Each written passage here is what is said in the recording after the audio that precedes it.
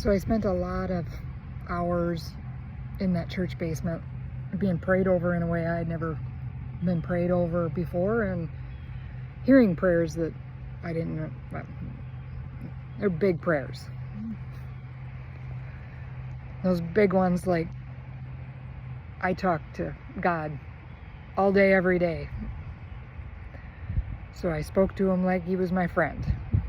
I was just shocked. I was like, I never would have thought to talk to God that way.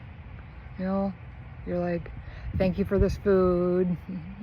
Thank you for my blessings. You know, be with so-and-so. I had never talked to God like that. But they could. So there was a peace when I was under that roof, and in the moments that I would get really, really scared and I couldn't sleep, or I'd wake up really early, instead of sitting in my own fears, I would head to church, and I would sit there in those pews, and I would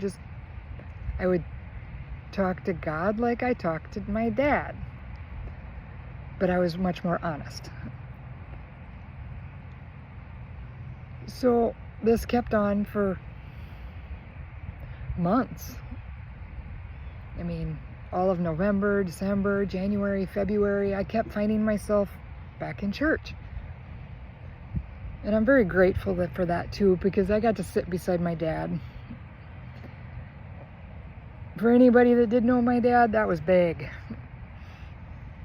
Seeing his daughter start seeking God was huge for Dad. And it was so much fun to watch him and talk to him about it. And I'm so grateful for that. Anyway, then one day I wake up and I had to be baptized. Like, I'm telling you, this was, you go do it now. Like, right now. I argued a little bit, but as he always does, he won.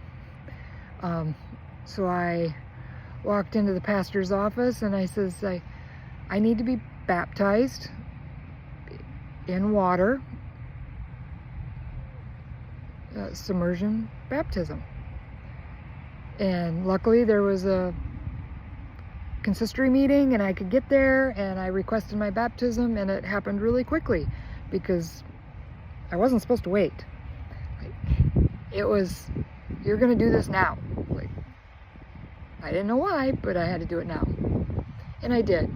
And when that moment came about, I was terrified to do it in front of church. I was terrified to have a bunch of people there. I had this feeling like I didn't want to share that moment. I told myself it was because it was between me and God. I think a lot of it is just fear. I'm pretty good at living in that fear. So I was baptized in front of a group of very close friends and family. They were there. At that point, I had shared how close I came with my kids and my husband, and you know, it wasn't a surprise to them what was taking place, but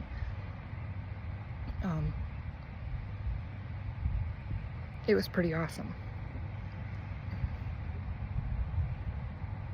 So in that moment, I left it in the water. All of my sins and my shame and my chains. I'm like, I'm leaving them here. I'm not going to pick them back up. At least that was the plan.